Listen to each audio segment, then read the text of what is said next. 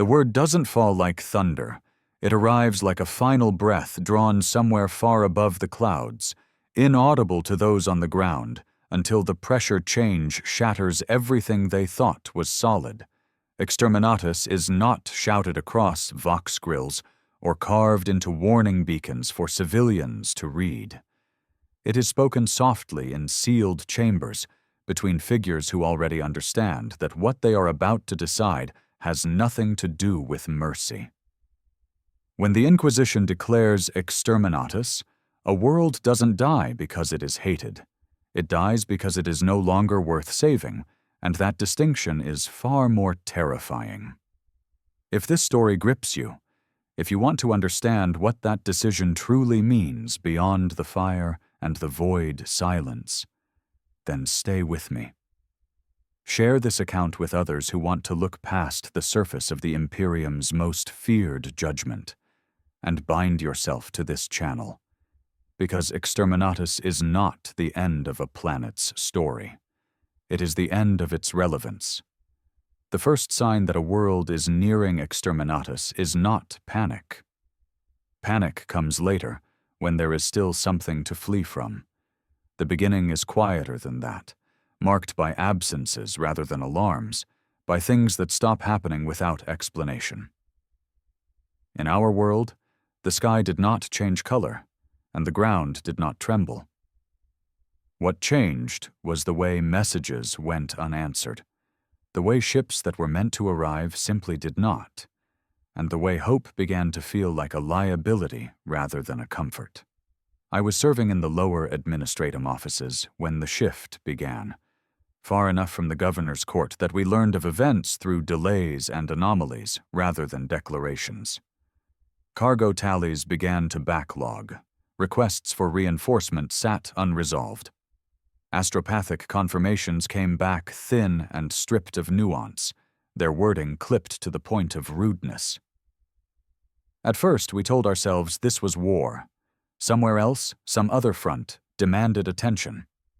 The Imperium was vast, and we were only one world among millions. Being overlooked was not the same as being condemned. That distinction mattered to us then. The manufactorums kept running, though power fluctuations became more frequent, their outages no longer explained by routine maintenance. Promethium allocations were adjusted downward without notice, forcing entire production lines to halt and restart in uneven cycles. Overseers blamed inefficiency. Workers blamed one another. No one blamed the Imperium openly, because blaming the Imperium implied that the Imperium was still listening. Increasingly, it felt like it was not.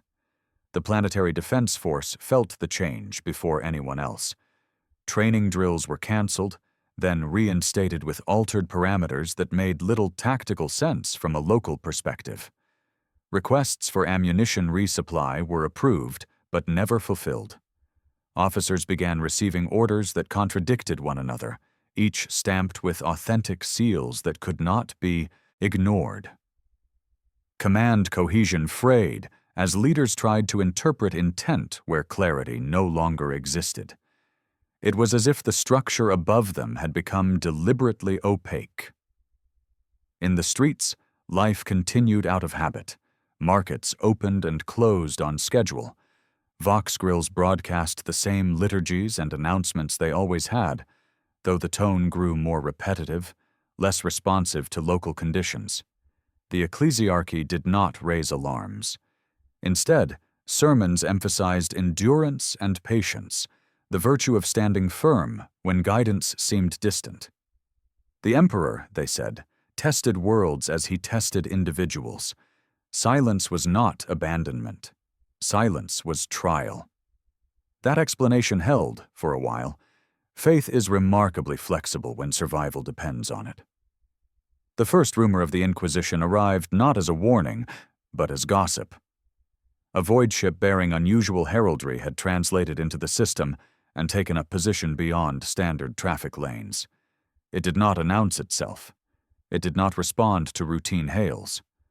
Those with access to augur data noted its presence, then noted how quickly that data was reclassified.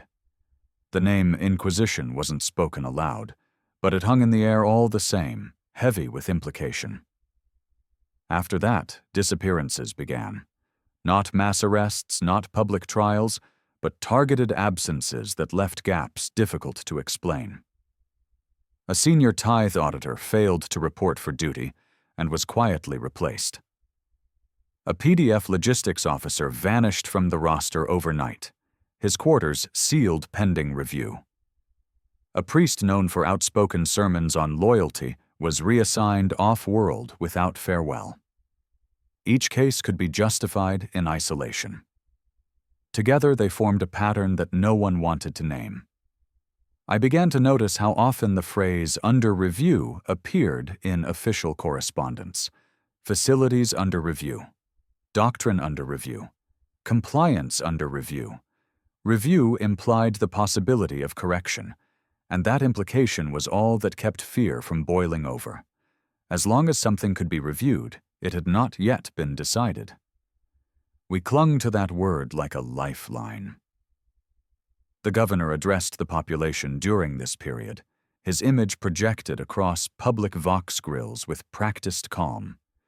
He spoke of challenges and uncertainties, of coordination with higher authorities, of the need for unity and restraint. He did not mention the Inquisition. He did not need to. The way he avoided specifics spoke louder than any accusation. When the broadcast ended, the applause was polite and thin, dissipating quickly into murmurs that died just as fast. Behind closed doors, contingency planning accelerated. Emergency shelters were inspected and quietly stocked, though no evacuation orders were issued. Data archives were duplicated and encrypted under new protocols that bypassed local oversight entirely. It was not preparation for defense. It was preparation for loss. Someone, somewhere, had begun to calculate what could be salvaged if the world itself could not be. The Astra Militarum presence diminished subtly. Units rotated out and were not replaced. Transports departed without announcing return dates. Requests for reinforcement were acknowledged, then deferred indefinitely. The official explanation cited strategic redeployment. The unofficial understanding was simpler and more frightening. We were no longer a priority. Civilians felt the change in ways that were harder to articulate but impossible to ignore. Medical supplies grew scarce, their absence blamed on disrupted shipping lanes. Food quality declined as substitutes replaced missing imports. Water purification schedules slipped, leaving entire districts reliant on emergency reserves. Each failure was survivable on its own. Together they eroded confidence, turning daily life into a series of small calculations about what could be endured and for how long. The sky, too, began to feel different. Not because of visible armadas or orbital bombardment, but because of emptiness. Traffic dwindled. Familiar void traffic patterns vanished. Where once the night sky was busy with moving lights, now there were long stretches of nothing, punctuated only by distant, stationary glimmers that never shifted position. Watching them felt like being observed by something patient and unblinking. It was during this time that the ecclesiarchy changed its message again. The language of trial gave way to the language of purification. Sermons spoke of fire as renewal, of sacrifice as necessary correction. These were not explicit references to Exterminatus, but they did not need to be. Everyone in the Imperium knew the stories. Worlds cleansed to save sectors. Billions burned to protect trillions. The lesson was always the same. Survival of humanity outweighed survival of any single planet. Rumors hardened into belief when evacuation requests began to be denied. Not universally, but selectively. Certain individuals received off-world clearance with no explanation. Administratum officials, key data adepts, ranking ecclesiarchy figures. Their departures were quiet and efficient. their absences explained as reassignment. Families were left behind. So were entire populations. Evacuation, it seemed, was not a right. It was a resource. I understood then that we were approaching a threshold. Exterminatus had not been declared, but the conditions that made it conceivable were falling into place. The Imperium was not deciding whether to save us. It was deciding whether saving us was worth the cost. That calculation had nothing to do with innocence or guilt. It had everything to do with risk. The Inquisition's presence became undeniable when sealed edicts began circulating through the highest levels of planetary authority. I did not see their full contents, but I saw the reactions they provoked.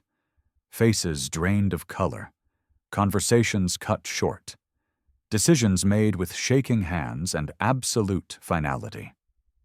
When the Inquisition asked a question, it was not seeking information. It was testing boundaries. One night, an entire Hab district went dark, its power cut without warning. Enforcer cordons sealed the perimeter while something unseen unfolded inside. No official statement followed. The district was restored to power 2 days later, quieter and emptier than before. Whatever had been found there had not warranted public explanation. That silence was more damning than any confession.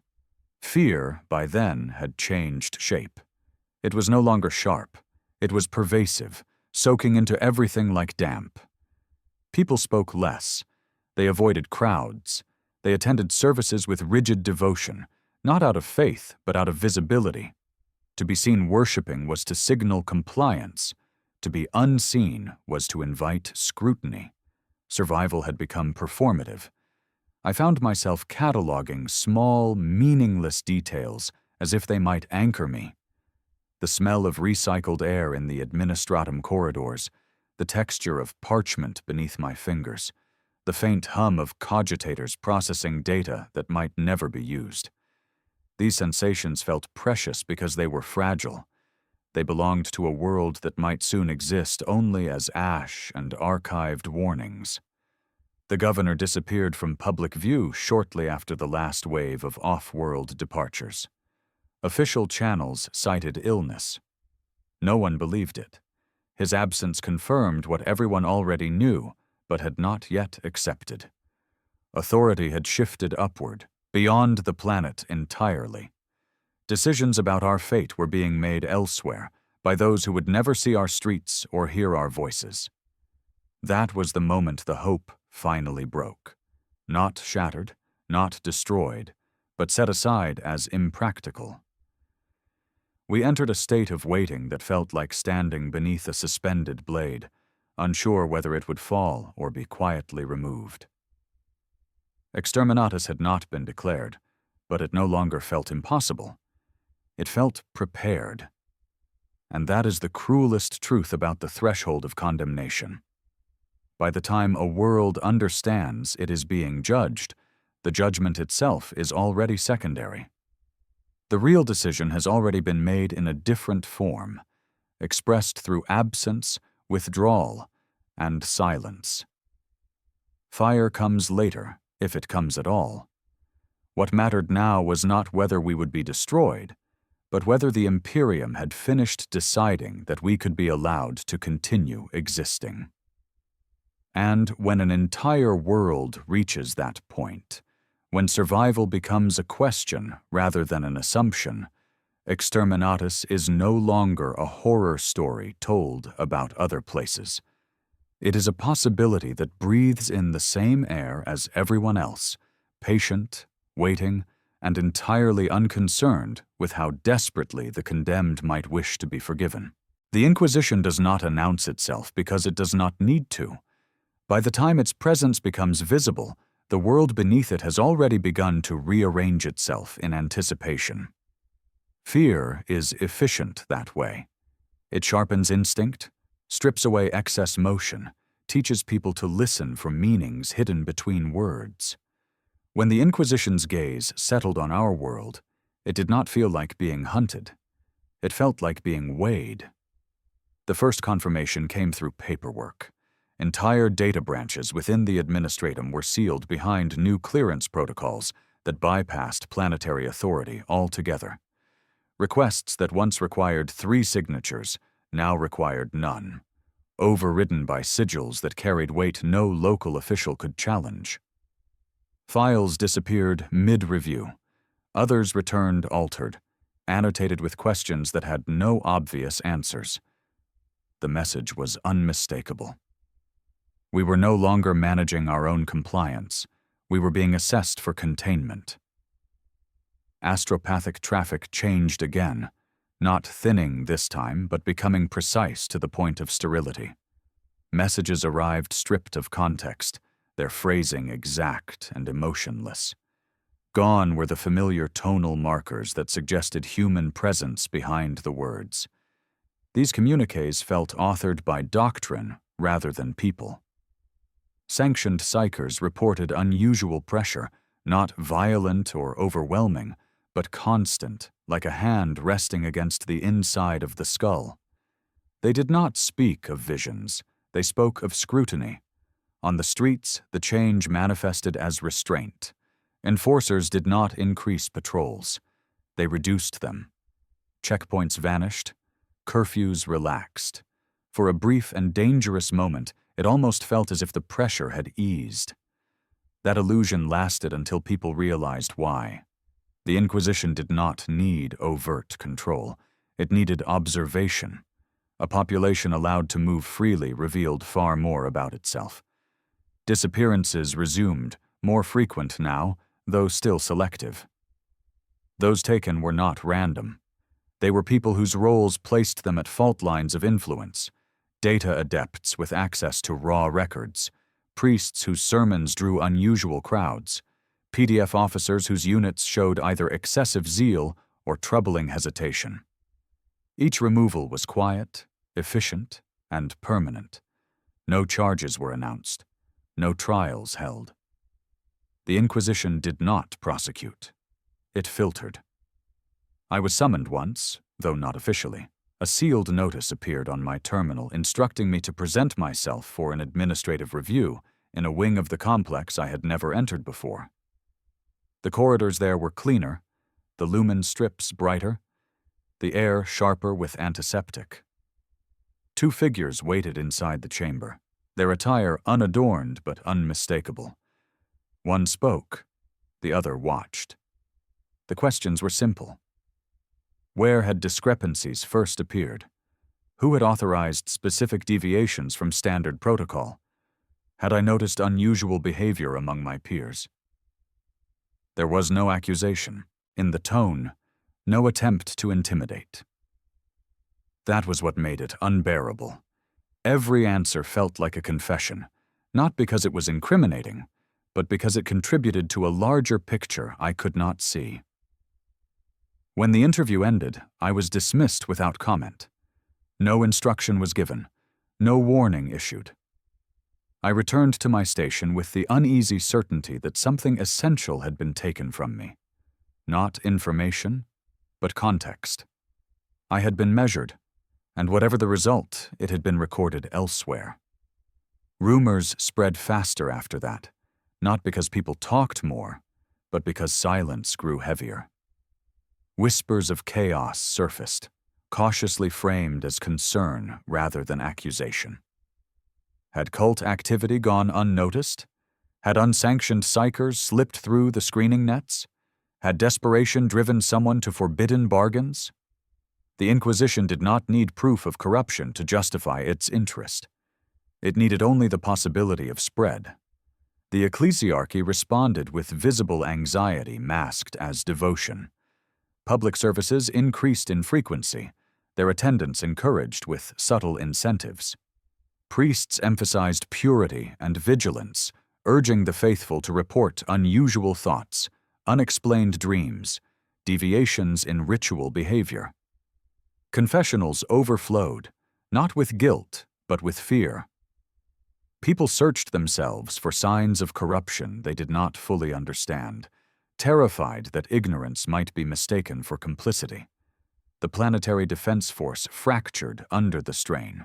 Units were reassigned without explanation, their commanders replaced by officers whose loyalty was unquestioned, but whose knowledge of local conditions was minimal. Training shifted toward internal security rather than external defense. PDF troopers found themselves guarding facilities they did not recognize, under orders they were not permitted to question. The implication was clear. The enemy, if there was one, might already be inside. Above us, the void remained crowded with watchers. Ships bearing no familiar heraldry repositioned constantly, their movements subtle but deliberate. Augur sweeps intensified, mapping not just infrastructure but population flows, energy usage, communication patterns. The planet was being rendered into data, its complexity flattened into probabilities and threat projections. We were no longer inhabitants. We were variables. One district was placed under sudden quarantine after a suspected contamination event. No details were released. Traffic was rerouted. Supplies were halted. Those inside were instructed to remain where they were pending investigation. Days passed. Then weeks. When the cordons were lifted, the district reopened quietly, its population reduced, its structures scorched in places no official report acknowledged. Whatever had been found there had been resolved. How was not a question anyone dared to ask. The fear of Exterminatus sharpened during this period, not because it was mentioned, but because it was implied through every inquisitorial action. Exterminatus was not a punishment for rebellion. It was a solution for failure. If corruption could not be isolated, if contamination risked escape, if a world could no longer be trusted to contain its own flaws, then destruction became containment. That logic was not debated. It was accepted as doctrine. I began to notice how often inquisitorial agents spoke of sacrifice without specifying whose. Humanity, they said, was besieged on all sides. The Imperium endured only because it made hard choices others would not. Individual worlds were important, but not irreplaceable. The survival of the species outweighed the survival of any single population. These statements were delivered calmly, almost gently, as if reassurance lay in inevitability. Civilians reacted in different ways. Some doubled down on loyalty, plastering HAB units with Imperial acquili, attending every service, volunteering for auxiliary duties no one had requested. Visibility became a shield. Others withdrew entirely, sealing themselves into private spaces, minimizing interaction, hoping anonymity might spare them. Both strategies were flawed. The Inquisition was not impressed by displays, nor fooled by absence. It sought patterns, not performances. The final shift came when evacuation rumors surfaced, not as hope, but as evidence. A handful of transports departed under sealed orders, carrying individuals deemed too valuable to lose. Administratum archivists, high-ranking tech adepts, select ecclesiarchy officials.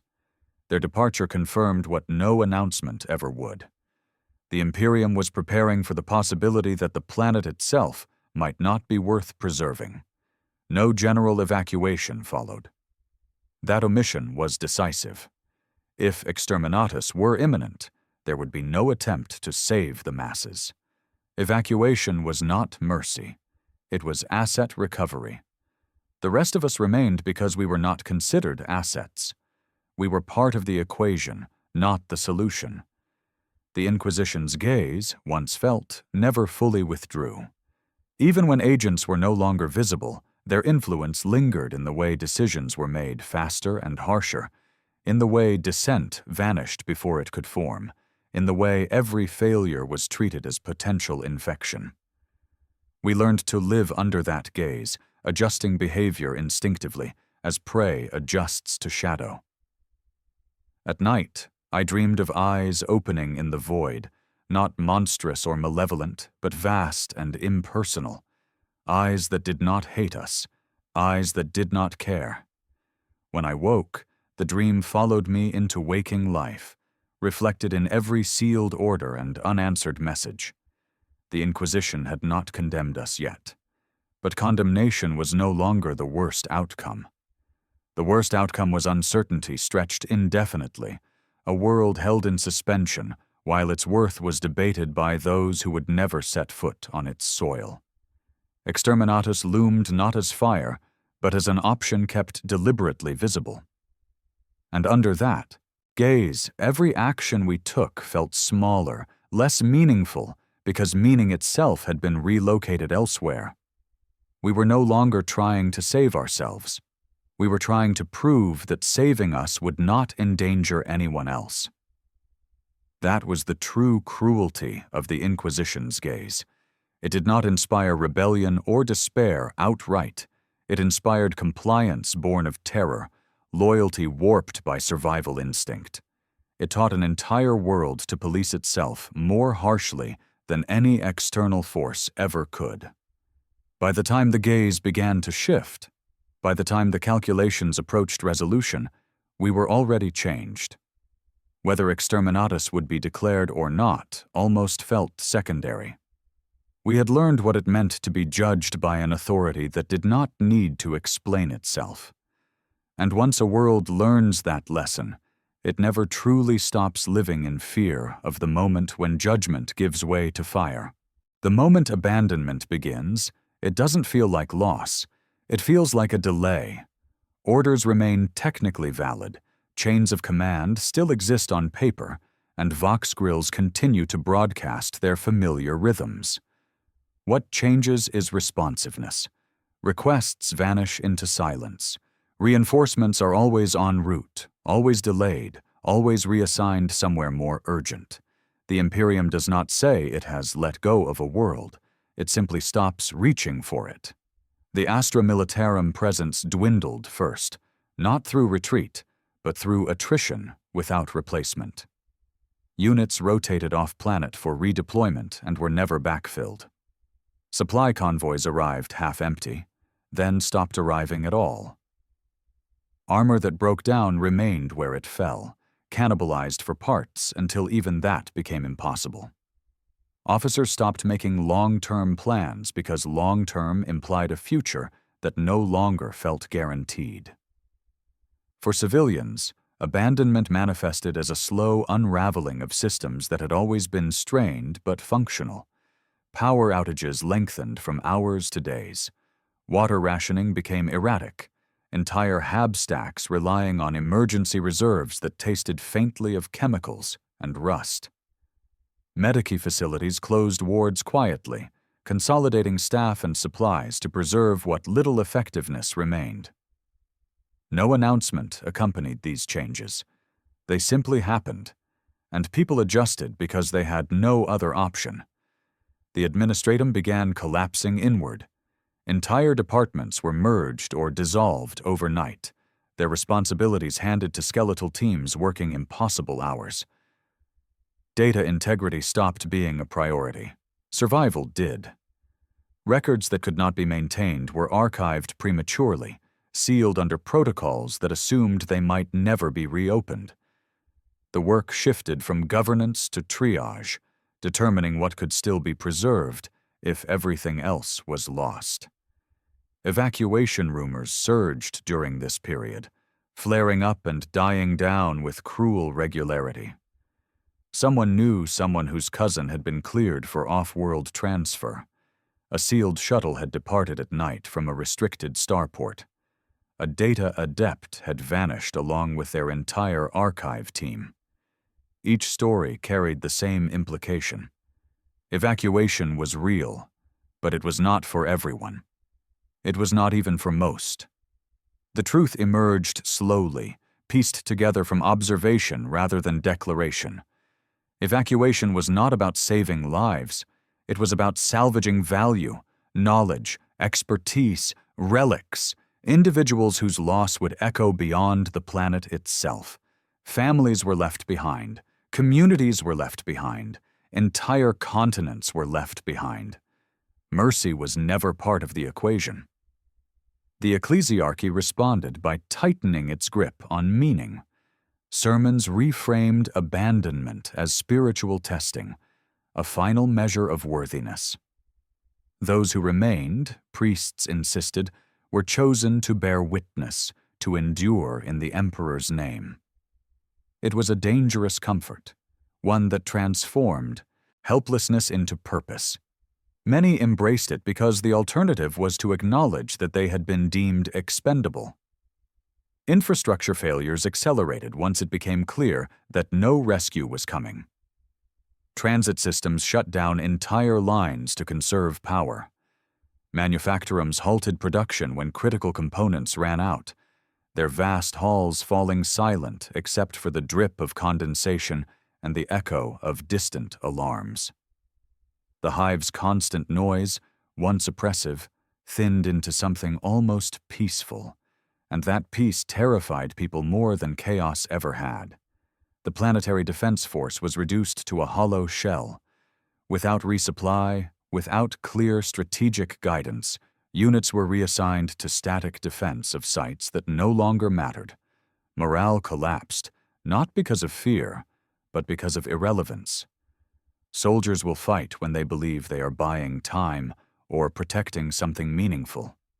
Here, they were guarding ruins for an Imperium that no longer seemed invested in their survival. One district was simply sealed off and written out of daily consideration. Power cut. Water cut. Vox grills silent. No explanation offered. Maps were quietly updated to mark it as a restricted zone, and traffic was rerouted around it as if it had never existed. From a distance, it looked like a wound that had been sutured without cleaning, left to fester out of sight. I watched people begin to pack, not with hope, but with habit. Bags filled with items chosen more for sentiment than utility. Data slates holding family records, scraps of cloth bearing old insignia, small, meaningless objects that represented continuity in a world rapidly losing it. Most knew they would never leave, but packing gave their hands something to do while waiting. The void above us grew quieter still. Imperial Navy vessels remained in system, but their posture changed. They repositioned to high anchor points, maintaining watch rather than readiness. No evacuation corridors were established, no defensive formations deployed. Their role had shifted from protection to containment. Whatever happened next was not meant to spread beyond this world. Rumors of Exterminatus hardened into grim acceptance during this phase. Not because anyone had confirmed it, but because every alternative explanation failed. If the Imperium intended to reclaim the planet, reinforcements would have arrived. If it intended to quarantine, evacuation of non-essential populations would have begun. If it was intended to negotiate, someone would still be talking to us. Silence meant only one thing. People reacted differently once that realization settled in. Some gave themselves over fully to faith, attending constant prayer cycles and public rites, believing that devotion might still matter in the final accounting. Others rejected it entirely, turning inward, spending their remaining days with family or alone in darkened habs, refusing to perform obedience for an audience that no longer seemed present. There were no riots, no grand defiance. Abandonment does not inspire revolution. It inspires exhaustion. I felt the days stretch, each one heavier than the last, as if time itself were thickening. Without new directives, routine lost its shape. We woke, ate when possible, worked when necessary, and waited. Waiting became the dominant occupation of the planet, more universal than labor had ever been. Waiting for orders, waiting for evacuation, waiting for fire. The final proof of abandonment came when the last astropathic choir fell silent. Not violently, not dramatically. Their signals simply ceased. Official channels blamed burnout and redeployment, but no replacements arrived. Without astropaths, the planet was effectively cut off from the wider Imperium, unable to transmit or receive meaningful warp-based communication. We were alone, not just strategically, but metaphysically. A world unheard might as well not exist. That silence changed everything. Even the most devout understood what it meant. The Imperium had stopped listening entirely. Whatever decision remained would not be influenced by anything we did from this point onward. Our behavior no longer mattered. Only the final execution of doctrine did. The Inquisition did not issue new edicts during this phase. It did not need to. Its work was done, assessment complete, risk categorized, outcomes narrowed. Exterminatus had not yet been declared, but it was no longer debated. It had become a contingency, waiting for the appropriate moment. I walked through the hive during one of the longer power outages, guided by emergency lumen strips that cast everything in harsh red light. Entire floors were abandoned, doors sealed, their occupants relocated or lost. The air was stale, heavy with the scent of neglect. I realized then that the planet was already dying, not from fire or plague, but from disconnection. A world cannot survive once the Imperium decides it no longer needs to. When power returned, it did so unevenly, flickering like a dying pulse. People cheered weakly, then fell silent, aware that this reprieve meant nothing. Systems were failing faster than they could be repaired. Food stores were running out. Medical care was triage at best. Even without Exterminatus, extinction was becoming inevitable. And that was the cruel calculus at the heart of abandonment. Exterminatus was not always the beginning of death. Sometimes it was merely the punctuation at the end of a sentence already written. Fire would come later, if it came at all, but the world was already condemned by absence. As I stood at a viewport overlooking the hive's upper levels, watching the dim lights wink out one by one, I understood that abandonment was the Imperium's final test, not of loyalty, not of faith, but of relevance. A world that could no longer contribute, could no longer be trusted, could no longer be controlled efficiently, was a liability. And liabilities, in the Imperium of man, are not argued with. They are removed. By the time the sky finally began to change, by the time signs appeared that something decisive was about to happen, no one truly panicked. Panic requires hope. What we felt instead was a grim, hollow readiness. We had been abandoned long before we would be destroyed.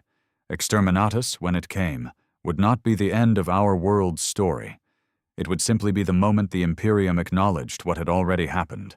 Exterminatus is not declared in anger. Anger implies impulse, and the Imperium does nothing on impulse. When the order finally moves from contingency to authorization, it does so wrapped in ritual, layered in doctrine that has been refined across 10,000 years of annihilated worlds. By the time fire becomes inevitable, it has already been justified so completely that no single individual can be said to own the decision. Responsibility dissolves upward into precedent, into scripture, into the cold certainty of protocol. We did not hear the declaration ourselves. No planetary vox grill announced it. No final warning was issued to the population. The word exterminatus was spoken elsewhere, in a chamber we would never see, by voices trained to speak it without hesitation.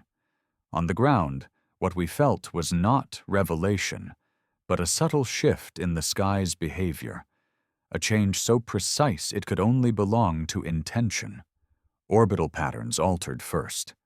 The few remaining Imperial Navy vessels repositioned with unmistakable deliberation, their trajectories no longer defensive or observational, but aligned. High anchor points were abandoned in favor of calculated vectors that placed them beyond retaliation, beyond relevance to anything that might survive below. Void shields flickered into configurations no civilian display was meant to interpret, but which any trained augur could read as preparation for weapons deployment. The sky grew busier, not with traffic, but with silence. No new ships arrived. None departed. The stars seemed to retreat, obscured by a faint haze that caught the light differently, as if the atmosphere itself had begun to change in anticipation. Some claimed they could feel pressure in their sinuses, a low-frequency vibration that set teeth on edge. Others dismissed it as fear manifesting physically. Both explanations were true enough. On the surface, institutions stopped pretending. Administrative offices sealed their doors permanently, their final acts focused on data preservation rather than governance. What could be transmitted was transmitted. What could not was encrypted and buried in vaults designed to outlast cities. Clerks worked without rest, not to save the world, but to ensure that its destruction would be properly documented. History mattered more than survival now. The ecclesiarchy abandoned euphemism. Sermons broadcast continuously, their tone solemn and absolute. Priests spoke openly of cleansing fire, of the emperor's will made manifest through destruction. They framed what was coming not as punishment, but as necessity, a tragic mercy extended to the wider Imperium. Those who listened were urged to prepare their souls, to accept that their deaths would serve a greater preservation. Faith was no longer comfort. It was instruction. Some believed that prayer might still avert the outcome.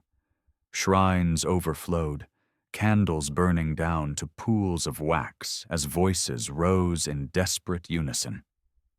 Others rejected ritual entirely, spending their final hours with family or alone, refusing to perform reverence for an Imperium that had already decided their worth. There were arguments, even violence in places, but nothing approaching revolt. You do not rebel against doctrine, you endure it. Rumors spread about the method chosen: virus bombs, cyclonic torpedoes, atmospheric ignition. Each carried its own mythology, its own imagined horrors.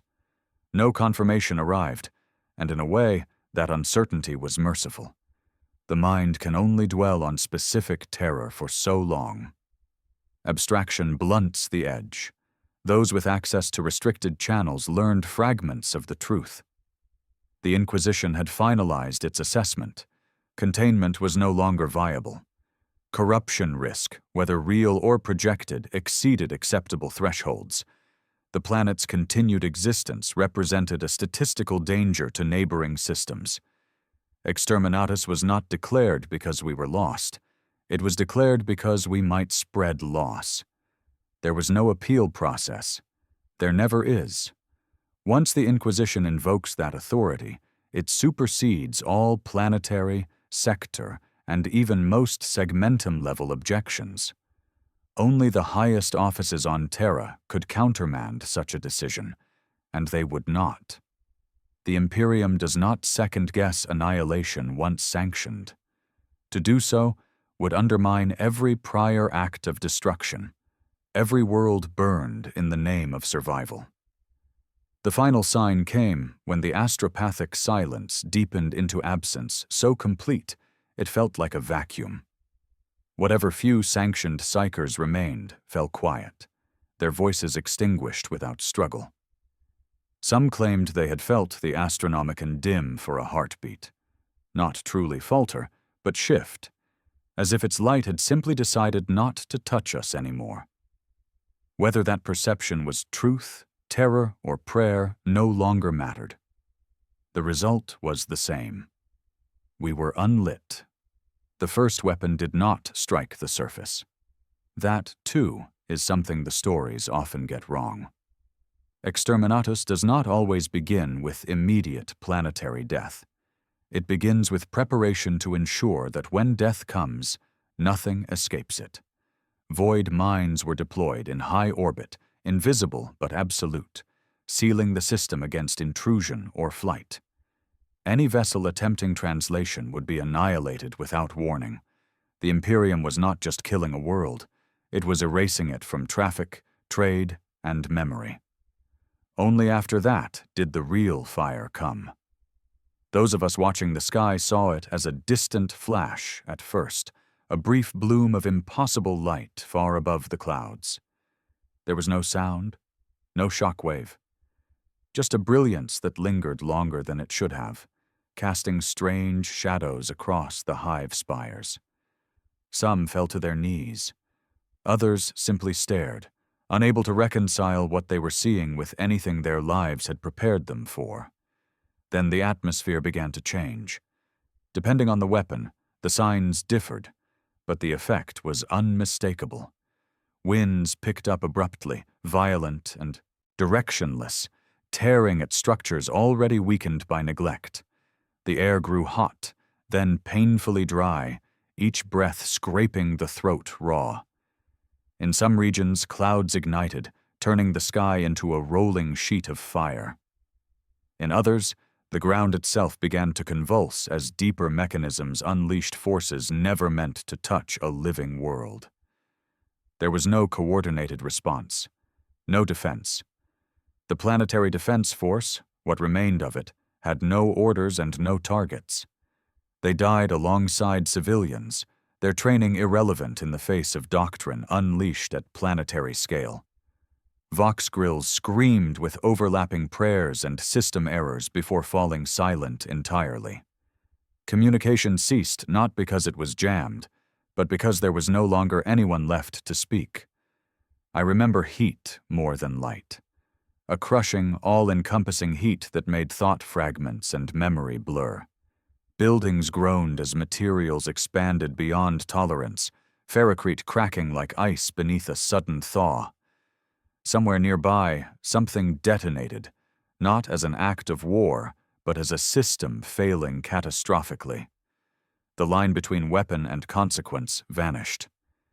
In those final moments, there was no revelation, no sudden understanding of cosmic truth, no comforting certainty that this had been necessary. There was only sensation and the overwhelming awareness of scale. The Imperium was vast enough to decide this, vast enough to enact it, vast enough to move on without pause. Somewhere above, officers monitored readouts, confirming atmospheric loss, biosphere collapse, tectonic destabilization. Data streamed into cogitators, each metric ticking toward completion. When thresholds were met, additional strikes were authorized automatically, ensuring redundancy. Exterminatus does not rely on a single blow. It ensures finality. What survived longest were the structures, briefly defiant against extinction. Spires collapsed inward, hab blocks slumped and burned, oceans boiled or froze depending on method. The planet screamed in ways no vox could carry, its final expression reduced to physics and flame. And then, slowly, even that ended. When silence returned, it was absolute. No life signs, no atmospheric interference, no signal to suggest that anything had endured beyond acceptable margins. The world was dead, not symbolically, but administratively. Its designation would soon be appended with a single mark in imperial records, noting its removal from all strategic considerations. Exterminatus was complete. What remained were particles cooling in vacuum, data archives sealed and transmitted, and the certainty that doctrine had been followed perfectly. No hesitation, no deviation, no weakness. The fire had not been an act of hatred. It had been an act of obedience. And in the Imperium of man, that distinction is the most damning truth of all. After Exterminatus, there is no mourning period. The Imperium does not pause to acknowledge the scale of what has been done, because pause implies reflection, and reflection invites doubt. What follows annihilation is procedure, confirmation, filing. A world ends not with ceremony, but with a status change, from active to null, from inhabited to expunged, from relevant to historical caution. The first thing the Imperium allows to remain is data. Not memory, not testimony, but information stripped of context and emotion. Sensor logs are reviewed and archived. Weapon efficacy is assessed. Atmospheric collapse timelines are compared against doctrinal expectations. Any deviation is noted, not as tragedy, but as inefficiency to be corrected in future applications. The planet's final moments become instructional material, their value measured solely by what they can teach the next officer authorized to give the same order elsewhere. Survivors are not expected. If any exist, their existence is treated as a failure condition. Secondary scans confirm biosignature extinction to acceptable margins. In rare cases where something ambiguous appears, follow-up strikes are authorized without debate. Exterminatus is not about punishment, it is about certainty. Nothing is allowed to persist that might complicate the narrative of completion. The Imperial Navy withdraws next, its vessels departing the system in orderly sequence. No flags are lowered, no rites of victory are observed. The crews do not celebrate. They have done nothing exceptional, they have executed doctrine. To them, this world is one entry among hundreds in a career defined by distances too vast for attachment. As the last ship translates into the warp, the system is left silent, its star burning over a grave with no witnesses. What remains physically is debris. Ash clouds dispersing into vacuum, shattered orbital fragments slowly decaying into stellar orbits. A dead planet cooling, its surface scarred beyond recognition. Given enough time, even these signs will fade, erosion continuing in the absence of life. In a few thousand years, nothing will remain that resembles a civilization. In a few million, nothing will remain that suggests the planet was ever alive at all. What remains administratively is warning. The world's name is not erased completely. That would be wasteful. Instead, it is repurposed. It appears in restricted archives as a case study, its designation paired with terse annotations. Cause: unacceptable contamination risk. Resolution: Exterminatus enacted under inquisitorial authority. Outcome: threat neutralized. No mention of population numbers. No mention of culture. No mention of resistance or innocence. Those details are irrelevant to doctrine. In some cases, the planet's name becomes a reference point in training materials, spoken in hushed tones by instructors emphasizing the cost of failure. Do not let it reach this stage, they warn. Do not force this solution. The implication is clear. Exterminatus is framed not as a tragedy, but as a last resort necessitated by earlier mistakes.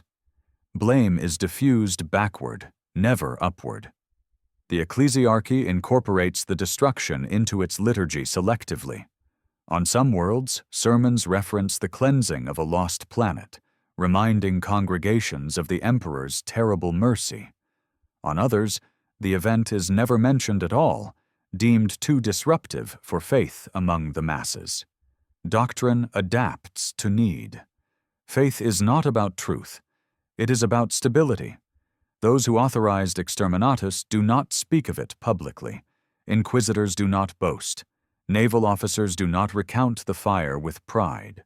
Silence follows, not because of shame, but because discussion invites scrutiny. The Imperium does not reward those who dwell on destruction. It rewards those who move on quickly and efficiently to the next crisis. Yet something lingers. Among the few who saw fragments of the data before it was sealed, among the officers and adepts who monitored the annihilation in real time, there is often a quiet change. Not remorse, not doubt. Something subtler. An understanding of scale that does not fade easily. They have watched a planet die by order, watched metrics tick toward extinction, and they carry that knowledge forward into every future decision. Some become more ruthless, others more cautious. Both responses are acceptable.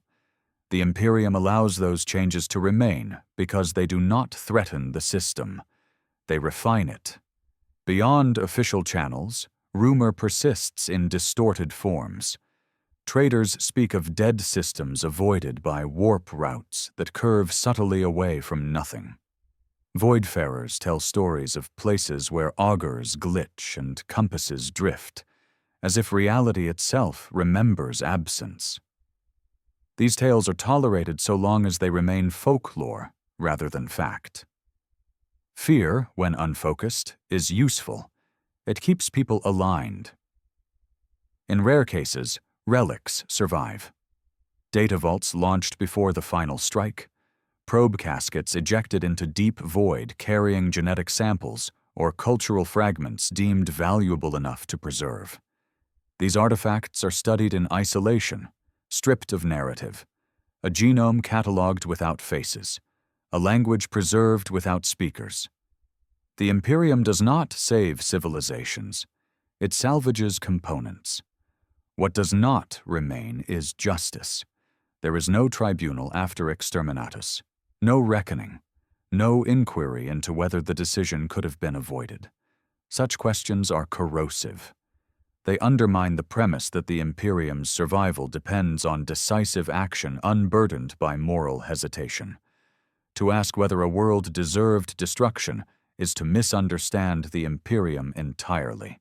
Deserve has no meaning here. Time moves on. New wars ignite. New rebellions flare. New corruption is uncovered and purged.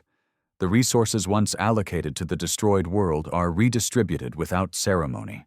Tithes are recalculated. Trade routes adjusted. The galaxy closes over the wound as if it had never existed. And yet, Exterminatus is never forgotten. Not by the Imperium as a whole, but as a concept embedded deep within its identity. It is the ultimate expression of its philosophy, that humanity survives not because it is kind, or just, or wise, but because it is willing to destroy parts of itself to endure. Every world knows this, even if it never speaks it aloud. Every governor understands that their authority exists only until it becomes inconvenient. That knowledge shapes behavior more effectively than any threat ever could. In some distant future, long after the officers who gave the order are dead, the world's name may surface again. A junior scribe stumbles across it while cross-referencing ancient files. A scholar of forbidden history notes its absence from star charts. A priest references it obliquely during a sermon on sacrifice. In each case, the name carries weight far beyond its syllables. It signifies an edge, a boundary crossed. The Imperium allows that symbolism to remain because it serves a purpose. It reminds every other world what happens when risk outweighs value, when contamination spreads too far, when obedience fails too completely. Exterminatus is not meant to be common. It is meant to be unforgettable. From Terra, the loss registers as a minute fluctuation in resource flow, barely perceptible against the backdrop of galactic war. The Astronomicon burns on, its light unchanged, guiding fleets past the ashes of a world it no longer needs to acknowledge. The Golden Throne endures, unmoved by the fate of any single planet. The Imperium continues, vast and unbroken. That is what it allows to remain. Not the people, not the cities, not the voices that once filled the air with prayer and argument and laughter. What remains is a lesson encoded into policy, reinforced by silence, and preserved through repetition. A reminder that survival, at this scale, demands sacrifices so immense they can no longer be comprehended by those who make them. Exterminatus is not a failure in the Imperium of man. It is proof that the system still functions as intended. And somewhere, in some other world not yet under scrutiny, life continues beneath an unremarkable sky. Administratum clerks file reports, workers meet quotas, governors assure their populations that everything is under control. No one looks up and sees the absence waiting above them, because absence does not cast a shadow until it is too late. That is the final truth Exterminatus leaves behind. Not fear of fire, but the understanding that at any moment relevance can be revoked, existence reclassified as unacceptable risk, and an entire world reduced to an example that ensures the rest of humanity hesitates just long enough to remain obedient. In the Imperium, that is not cruelty. It is ordered,